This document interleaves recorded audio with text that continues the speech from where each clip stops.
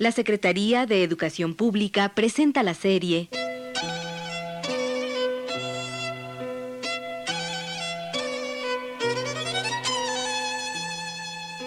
El conocimiento en la escuela.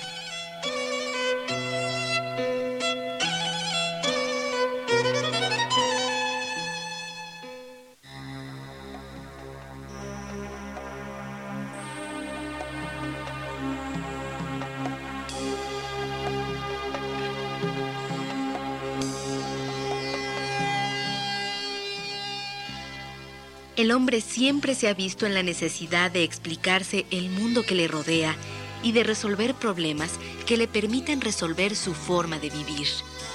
Es de esta manera como los distintos pueblos y culturas han desarrollado durante largo tiempo una valiosa disciplina: las matemáticas.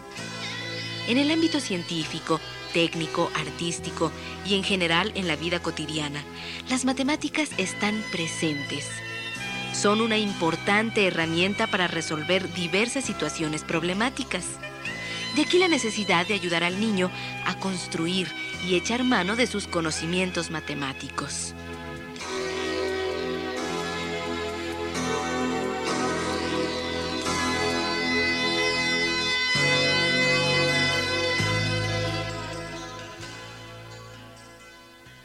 En esta ocasión, para hablar acerca de las matemáticas en la educación básica, nos acompaña el profesor Carlos Imaz, coordinador y coautor de los libros de texto gratuitos de los años 70 y también fundador del Departamento de Matemática Educativa del CINVESTAF.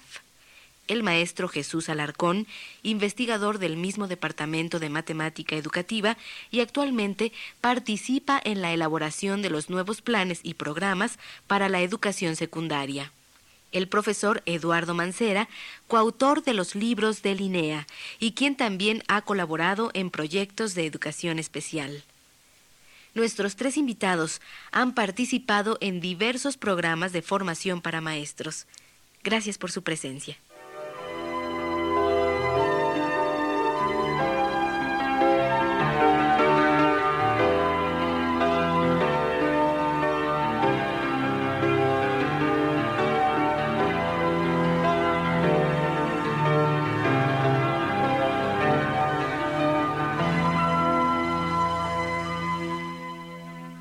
¿Cuál es la importancia de las matemáticas en la formación del niño de escuela primaria? Profesor Carlos Imaz. Bueno, la importancia de esto es difícil decirla en unas pocas palabras. Yo siempre he tenido la impresión de que, en general, las matemáticas es una de las, digamos, de las artes del conocimiento humano que tiene mayores matices. Muchas gentes consideran que la matemática es una ciencia.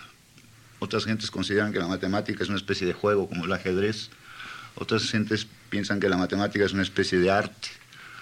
Otras gentes piensan que es un elemento, y todas estas son ciertas, por lo tanto, que la matemática es un instrumento de comunicación indispensable. Como decía Galileo, la matemática es el instrumento con el que el hombre se comunica con la naturaleza, etc. O sea, hay toda una serie de matices que representan a este conocimiento que yo creo que lo hacen fundamental a la formación del ser humano social. Y por lo tanto tiene que ser algo por lo que pase. Todo individuo en una sociedad tiene que tener por así decirlo, un mínimo de cultura matemática. Y creo que de alguna manera esto es lo que se pretende en parte con lo que se hace en la escuela primaria. Pero muchos individuos incluso pueden aprender esa matemática sin pasar por la escuela primaria. La escuela lo que nos facilita de alguna manera es el hacerlo esto de una manera más explícita, pues. Sin embargo, yo creo que se ha tendido un poco a exagerar la importancia de ese aprendizaje de matemáticas, lo que ha redundado en contra, o sea, en contra de conseguir los objetivos que uno esperaría, que es el que los individuos se familiaricen y se hagan, por así decirlo, adictos a la matemática de alguna manera, en buen sentido de la palabra. Profesor Eduardo Mancera. Bueno, una cosa importante quizás es que la matemática siempre ha tenido un papel preponderante. Si recordamos los diálogos de Platón, donde se menciona por ahí que los individuos que son buenos para los cálculos pueden desempeñarse bien en otras actividades, y los que no lo son, bueno, si aprenden los cálculos, así se dice, podrán ser buenos también en otras cosas, ¿no?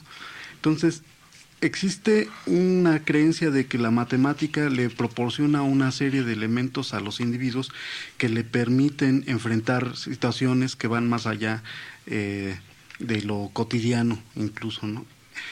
Sin embargo, esto ha sido cuestionado ya por muchos, porque, por ejemplo, en español, en literatura, en ciencias sociales, ciencias naturales, también se razona, hay un razonamiento ahí. O sea, la matemática no proporciona nada, no es el único espacio donde se razona.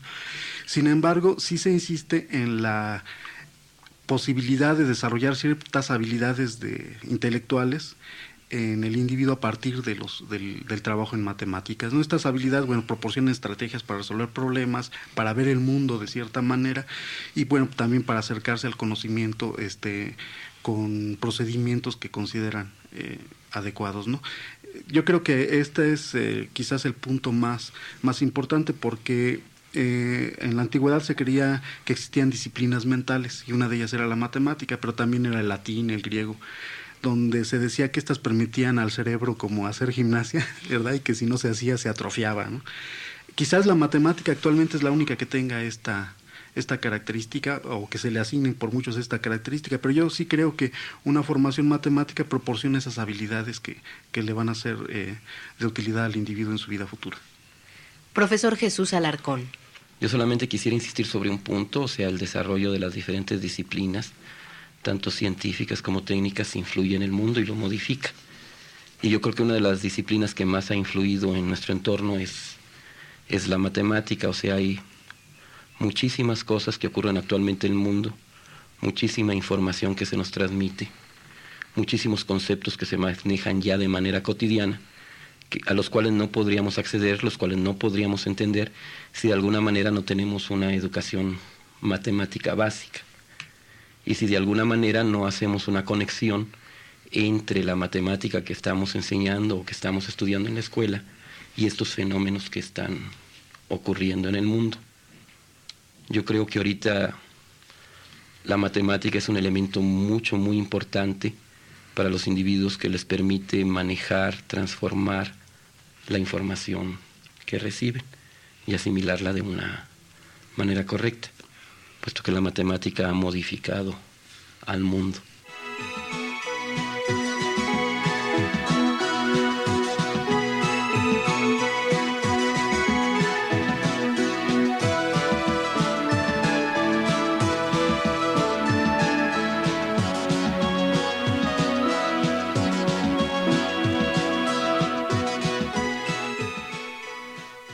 ¿Cómo se han visto modificados los enfoques de la enseñanza de las matemáticas en México?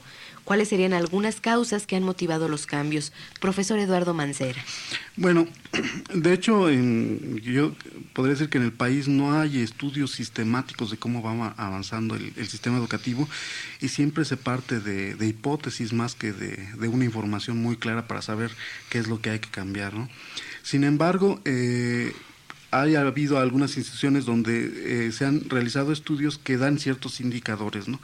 Por ejemplo, es muy conocido que los profesores, con todo el enfoque de lógica y conjuntos, dedicaban mucho tiempo a estas partes, sobre todo en secundaria, ya no en primaria, y bueno, que eso venía en demérito de algunas cosas, ¿no? También es conocido el hecho de que los estudiantes salen del nivel básico con un bajo conocimiento y bajo manejo de ciertos elementos de matemáticas.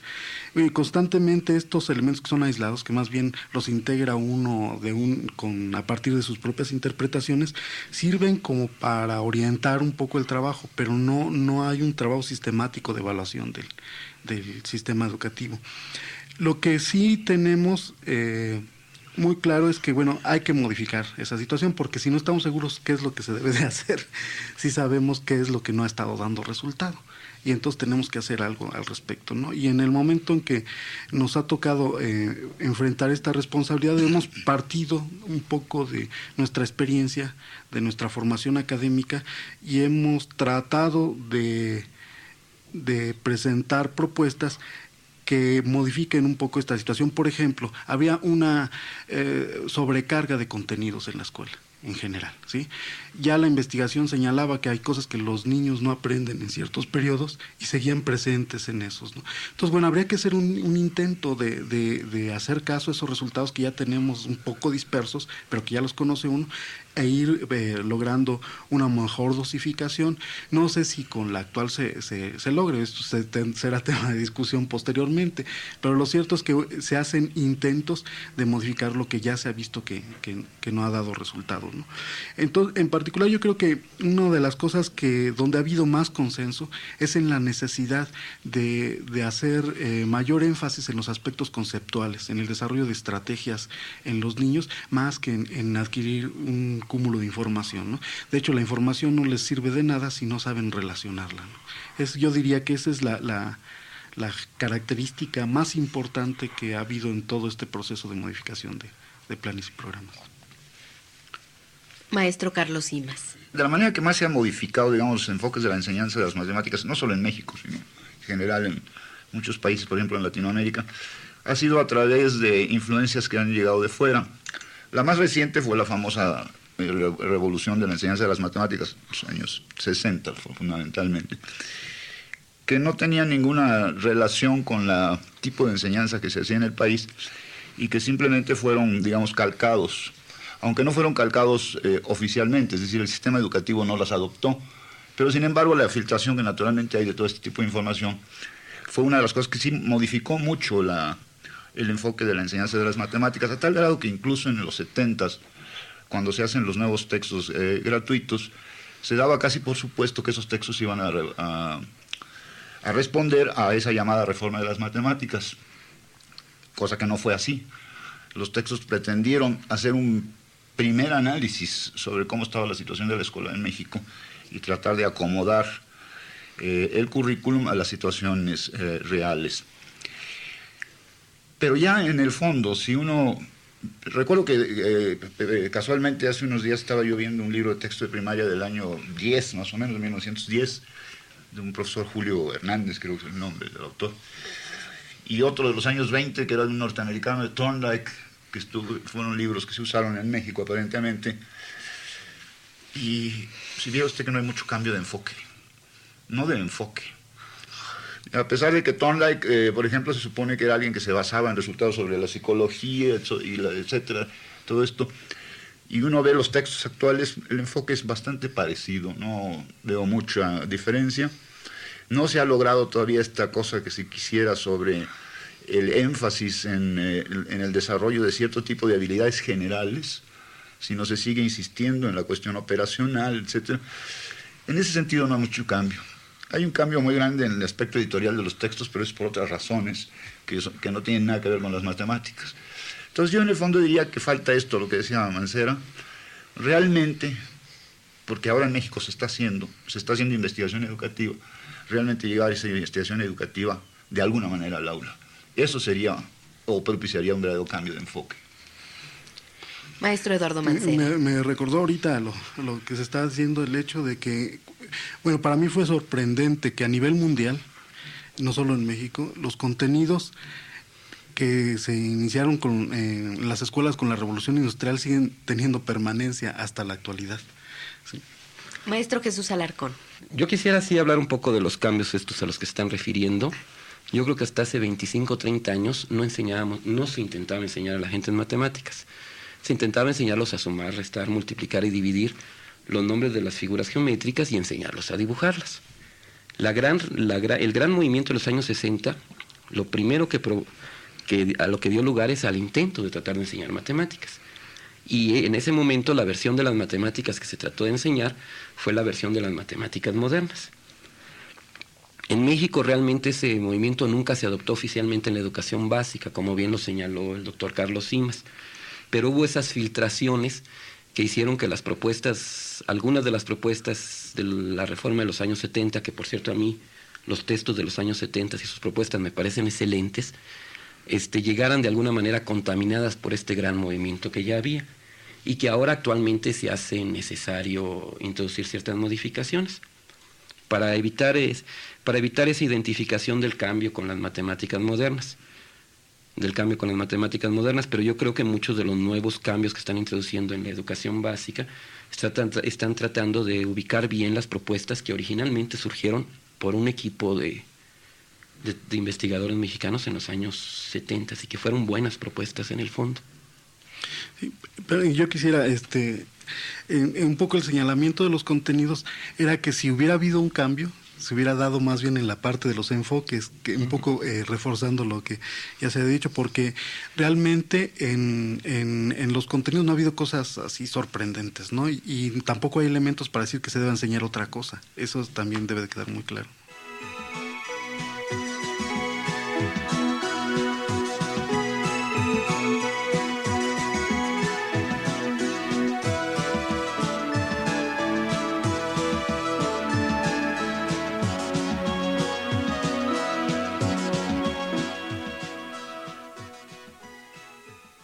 ¿Cuál sería la intención del enfoque entonces que se maneja en la actualidad de la enseñanza de las matemáticas tanto en México como en el mundo?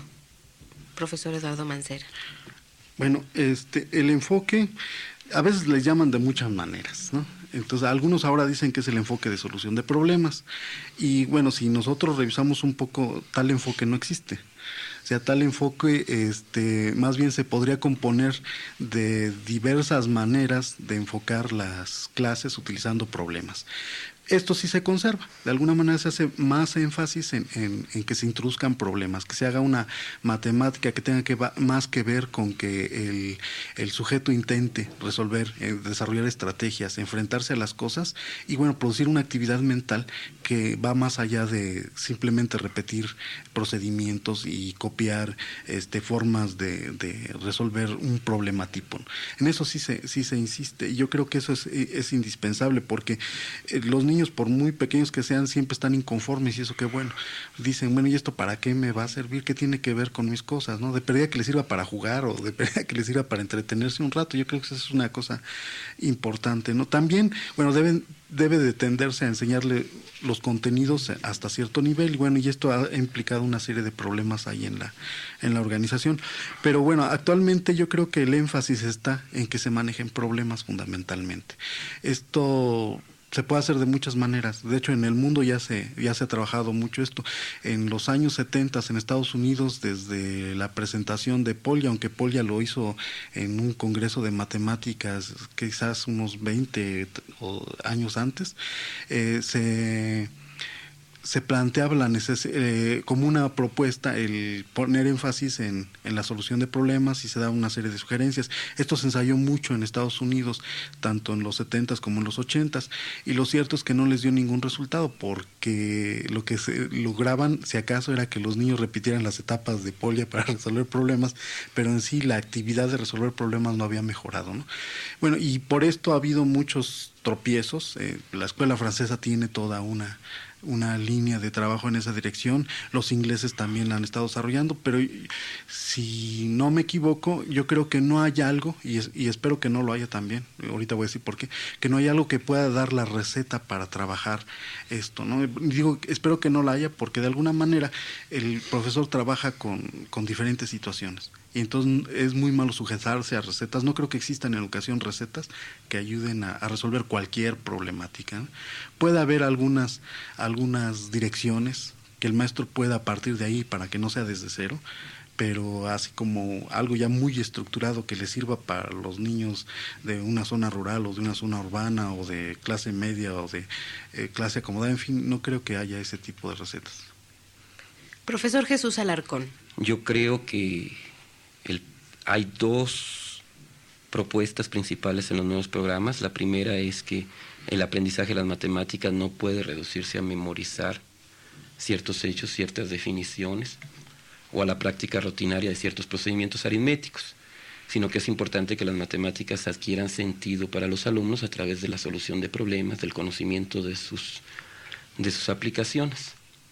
Eso es importante, que en todo el momento dado el chavo esté en constante contacto con situaciones que le den sentido a las matemáticas que están aprendiendo, que le permitan practicar continuamente aquello que ya aprendió antes y aplicarlo a nuevas situaciones. Y hay otro aspecto importante que también está puesto explícitamente en los nuevos programas y que forma parte del enfoque de los nuevos programas, yo siento, es que los nuevos programas proponen que los ritmos de enseñanza se adapten a los ritmos de aprendizaje de los alumnos. Que se reconozca que no todos los alumnos son capaces de aprender las mismas cosas en el mismo momento y que haya una serie de actividades flexibles donde los alumnos puedan ubicarse a su nivel de desarrollo y que a ciertos temas tengan la oportunidad de estarse viendo y de progresar a lo largo de varios años para que si en un momento dado un muchacho no lo aprendió, más adelante tenga la oportunidad de repasarlo y tenga nuevas oportunidades de aprendizaje. Esto yo creo que es un cambio de enfoque importante porque muchas veces antes pues íbamos siguiendo un ritmo, íbamos recitando una determinada organización del material e íbamos dejando en el camino a muchos alumnos. Ahora no se trata de eso y en ese sentido es también un reforzamiento de lo que dijo el maestro Mancera antes. No se van a dar recetas, es el profesor el que toca ver a sus alumnos, ver los problemas que presentan sus alumnos y diseñar un proceso de enseñanza que no los vaya dejando en el camino, sino que los vaya acompañando en su aprendizaje. Yo creo que esto es uno de los cambios importantes en los nuevos enfoques de los programas. Maestro Carlos Imaz. Quisiera nada más recalcar una cosa que se observa cuando uno ve los materiales que proponen en países como en Inglaterra, Estados Unidos, el Japón. Uno de los enfoques que también se ha matizado o marcado mucho es el enfoque lúdico en el aprendizaje de las matemáticas a través del juego, a través de juegos. Esto podría en parte considerarse como dentro de la línea problemática, o sea, de plantear problemas, pero aquí se trata de problemas que no tienen que ver, digamos, no son aplicaciones, son juegos, que es una cosa distinta. En apariencia, por cómo es digamos, todo el sistema educativo mexicano, a lo mejor uno pensaría que esto es difícil de aplicarlo en términos generales. Yo en lo particular creo que no, que lo que habría que hacer es adaptar esa parte del enfoque, y creo que se ha intentado, pero creo que es una parte que debería todavía de hacerse más énfasis, y además que es una parte que se presta mucho a una educación extraescolar, es decir, que estas cosas deberían de seguirse, no estar solamente en la escuela, sino casi convertirse un poco en rutina de la población, el tener esta afición por resolver, entre comillas, problemas matemáticos a través de juegos u otras cosas de ese estilo. Yo sería lo único que recalcaría con respecto a lo que ya dijeron. Sí, me recordó, Jesús, una cuestión que me llamó mucho la atención. Acabo de asistir a un evento en donde se trabajaban cosas de computadora, informática educativa, y se presentó la propuesta israelí de manejo del currículum en educación básica. Me llamó mucho la atención porque hace énfasis en lo que él señalaba, o sea, no se busca hacer cortes por grado, por edad, sino más bien observar el avance del estudiante y desde ese momento tratar de despegarlo a un avance mayor. Es decir, ahí tratan de hacer una organización no por grados, en donde esté la edad, y señalaba el conferencista que había alguien que decía que no se deberían discriminar a los niños por cuestiones de raza ni de religión, bueno, pues tampoco por edad. O sea, no es justo que los que tengan 11 años se queden esperando 2 años más hasta que alcancen el nivel que supuestamente les correspondería en edad. Ellos están haciendo un esfuerzo muy interesante. Y además señalaba otra cosa que es muy importante y que va mucho con el enfoque actual, que es que, por ejemplo, los maestros tienen mucho temor de que la computadora los sustituya al entrar en los salones. Y bueno, él señalaba, yo estoy completamente de acuerdo con él, que la computadora sustituye a aquel maestro rutinario, ¿sí?, que se encarga de repetir cosas que no tienen ninguna relación con sus estudiantes y no tienen la preocupación, digamos, del docente a un nivel de profundidad mayor. El maestro que es activo, que coopera con sus estudiantes, que está fijándose cómo van desarrollando, que está preocupado por ellos, ese nadie lo va a sustituir nunca, ningún aparato lo va a sustituir.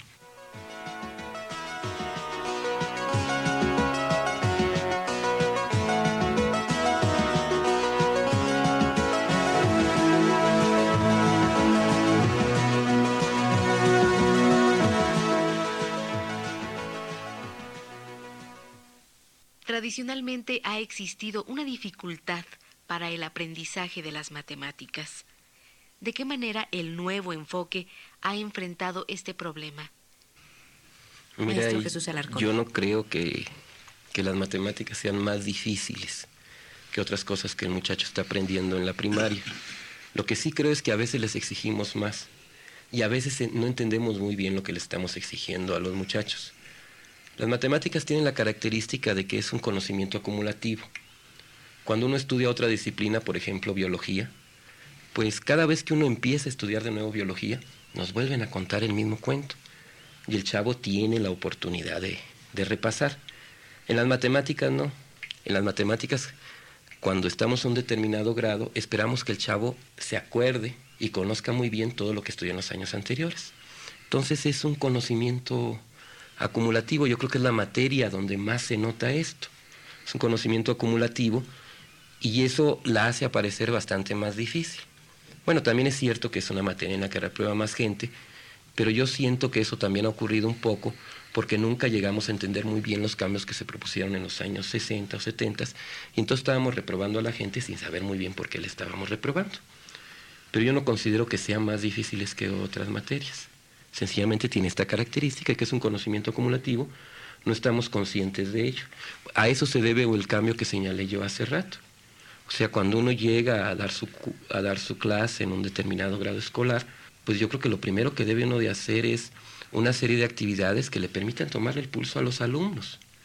Y no para caer en repeticiones de cosas que ya los chavos han visto, sino para estar conscientes del más o menos del grado de conocimientos que tienen los alumnos, diseñar actividades que actualicen esos conocimientos que eventualmente hayan olvidados y avanzar hacia nuevas situaciones. Pero esto es algo que casi nunca hacemos, o sea, como que la matemática la enseñamos como un tren, o sea, en un año se ve un vagón y al siguiente año vemos el otro vagón. Entonces, yo creo que ese es un cambio de mentalidad que tienen que hacer los profesores, saber que tienen que diseñar actividades, tenemos que diseñar experiencias en clase que nos permitan tomar el pulso a los alumnos y recordarles a aquellos que han olvidado. Y a partir de cualquier nivel, en las matemáticas se pueden plantear actividades muy interesantes que permiten el progreso. Eso no significa caer en prácticas repetitivas. Pero para mí no son más difíciles que otras cosas que el chavo está aprendiendo. Maestro Carlos Imaz. No, pues, no podríamos decir otra cosa, desde luego, pero efectivamente sí existe esa dificultad. Es decir, en todas partes la oímos hablar de ella. Hay incluso hasta manifestaciones ya de tipo de orden psicológico o psicótico que se presentan a raíz del problema, de gente que acaba odiando las matemáticas. Yo nunca he oído a nadie que odie la biología de la forma visceral como se odia las matemáticas. Algo está pasando. Porque no te reprueban en secundaria por la biología que no aprendiste en primaria. En secundaria te la vuelven a enseñar toda. Eso sí pasa. Y en matemáticas, ¿no? Puede que sea eso. A lo mejor es un defecto de la enseñanza de la biología, no de la biología en sí. No, lo que pasa es que sí es cierto que la matemática, quizá no tanto, bueno, yo creo que incluso en la educación básica, pero es muy evidente en la educación superior, la matemática es el filtro. Eso sí es cierto. No sé si en la educación básica en general sea el filtro, más bien parece que el filtro normalmente es el idioma como primer filtro. Pero de todas maneras la matemática aparece ahí como un elemento que es de suma importancia. Uh-huh. Y añadiendo lo que tú decías de que es un conocimiento acumulativo, también tiene otra cosa. La matemática también es en mucho un conocimiento intuitivo. Es decir, todos estamos conscientes de que existe gente como que tiene más facilidad y otras que tienen menos facilidad. Esto es cierto. Entonces, si no hacemos ese distingo, es decir, a todos los tratamos con el mismo rasero, por así decirlo, incluso esto ya se mencionaba, si no nos acomodamos a cómo van intuyendo estas cosas, sino que damos por supuesto que una vez que repiten un cierto procedimiento ya intuyeron lo que está detrás, pues rápidamente el educando se va bloqueando y esto le va creando una serie de dificultades frente a la materia que le van haciendo que cada vez entienda menos, hasta que llega un momento en que se cierra, virtualmente quedan cerrados ante las matemáticas, y pues tenemos el fenómeno ese de, pues yo estudié Derecho porque ahí no daban matemáticas, que es muy común. Entonces sí ha existido esa dificultad, y yo creo que precisamente el nuevo enfoque en partes pretende evitar esto. Yo lo mencionaba al principio, tratando de que en lugar de alejar al educando de las matemáticas, es acercarlo. Es decir, presentarle la matemática de una manera, pues podríamos decir, digerible. Es decir, que la pueda ir digiriendo a medida que transcurre su periodo, sus ciclos escolares, ¿no? Hay cosas muy curiosas y están bien documentadas. Los individuos van perdiendo habilidad matemática, capacidad de trabajar con matemáticas a lo largo de sus ciclos escolares. Es decir, esto está comprobado. En la parte de acumulación de conocimientos, claro, si es acumular conocimientos, sí se acumulan y ahí están metidos en la cabeza, pero no sirven para nada. Y ahora lo que me refiero, por ejemplo, es la posibilidad de resolver cierto tipo de problemas. El niño de primaria es más eficiente que el joven de la preparatoria, para el mismo tipo de problemas. Yo quisiera Sí, maestro apuntar a Eduardo dos Mancera. componentes que se me hacen importantes y creo que en donde hemos sido responsables como sociedad, como autoridades, como todo, que es que generalmente estamos más preocupados por el pensamiento académico, por desarrollar un pensamiento académico, porque los estudiantes den respuestas académicas más que en cómo van construyendo las cosas y que realmente van logrando, cómo se van acomodando a este nuevo conocimiento. Y culpa de eso es la formación de maestros, justamente, porque si un maestro se forma en esa dirección, de alguna manera repite lo que está viviendo durante su formación, pero además también tenemos una cultura que de alguna manera omite a la matemática en muchos ámbitos de la vida. Es lo que le llaman cultura numérica o analfabetismo numérico es algo muy presente en una sociedad como la mexicana. Al numeralismo funcional. Eso, más o menos, sí. Entonces, no estamos acostumbrados a leer cifras, no estamos acostumbrados a convivir con ellas, ¿sí? Más bien les rehuimos. Y yo creo que podemos hacer mucho formando maestros adecuados para ir cambiando a lo largo del tiempo toda esta situación. Y yo creo que se va a rendir bien en la educación básica si se mejora la formación de maestros.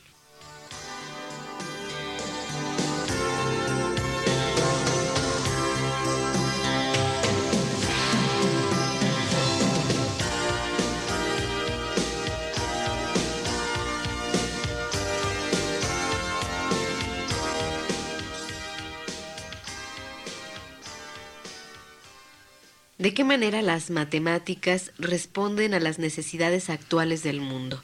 Profesor Carlos Imaz. Bueno, sería muy pretencioso contestar a esto no en media hora, sino en varios días.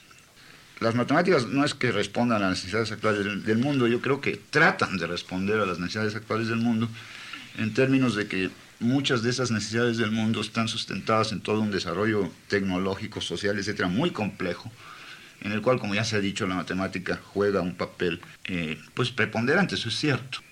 Aunque esto no implica que sea lo único que ahí es importante.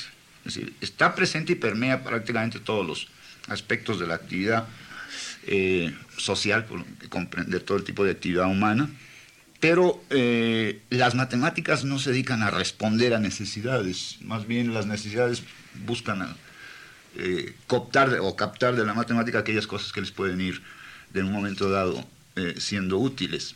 Yo creo que es hasta ocioso decirlo, pero en fin, cosas como la computadora, el mundo de las computadoras, pues ha venido a elevar aún muchísimo más toda esta, digamos, injerencia de la matemática en el mundo. Pero sin embargo yo creo que las matemáticas tienen otra parte, que es una parte que a mí me parece muy importante, que es la parte cultural en sí.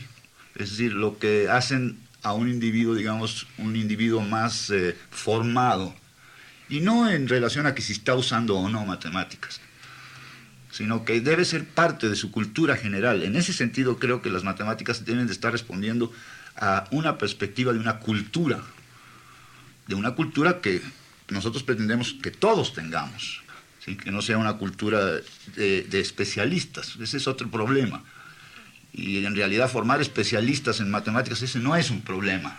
Y en ese sentido creo que no hay muchas dificultades en decir, bueno, pues las matemáticas se van adecuando en ese sentido a medida que se les solicita. Hay muchos conocimientos matemáticos que están guardados en baúles, que nadie los está solicitando. Hay muchos otros que se van creando sobre la marcha.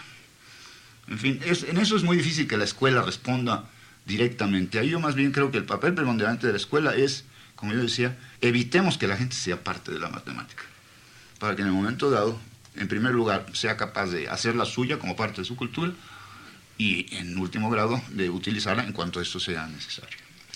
Sí, maestro Eduardo Bueno, Mancera. a mí me gustaría ampliar un poquito esto porque hay que ver un poco la función de la escuela. La función de la escuela es de acercar a los niños, a los adolescentes, a los estudiantes a problemáticas que no vivirían de manera inmediata a lo largo de su vida. Hay muchas cosas que sí, por ejemplo, hacer cuentas, eso se ha visto que lo hacen los niños a pesar de que no vayan a la escuela, ¿sí? Pero hay otras situaciones que ellos no vivirían, que no conocerían, que no tendrían información de ellas si no asisten a la escuela, ¿sí? De alguna manera la escuela tiene esa función. Y en cierta manera con eso se trata de tender a desarrollar un nivel cultural, a desarrollar la igualdad, en fin, muchos objetivos educativos.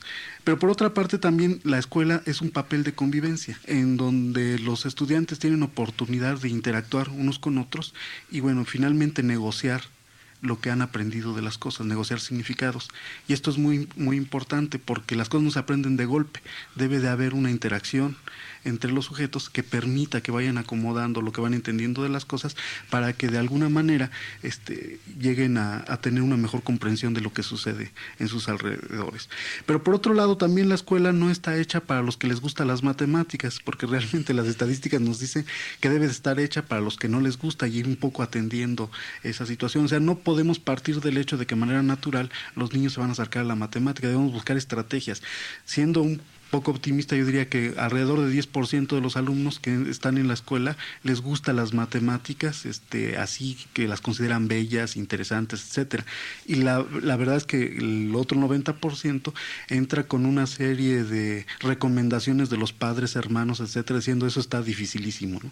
Si nosotros logramos que en la escuela se vayan rompiendo estas situaciones, podríamos asegurar que esos niños después cuando tengan hijos a lo mejor ya logran influir otro tipo de concepción respecto de las matemáticas.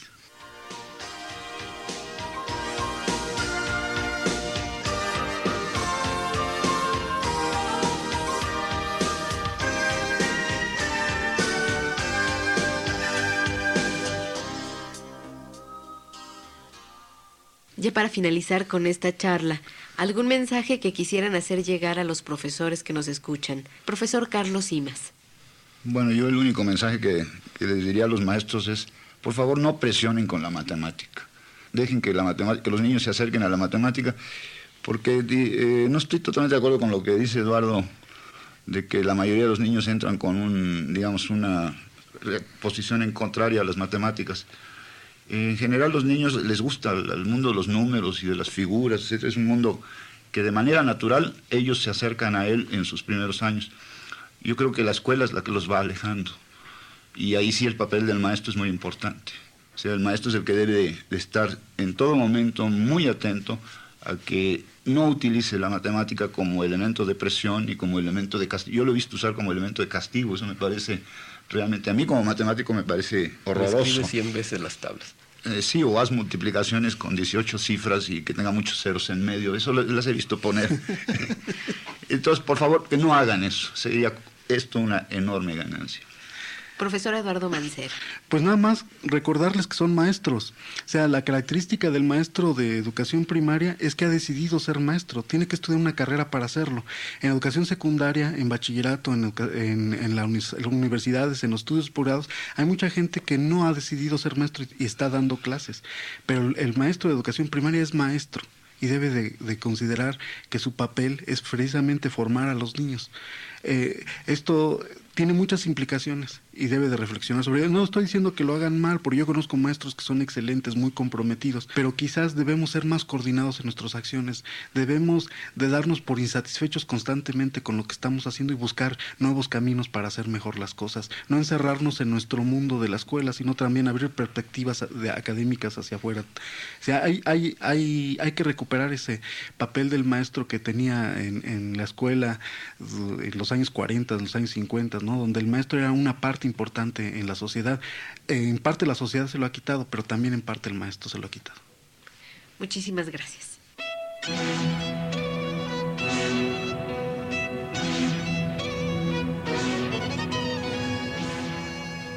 Conducción, María Esther Ramírez. Controles técnicos, Alfredo Basilio Ojeda.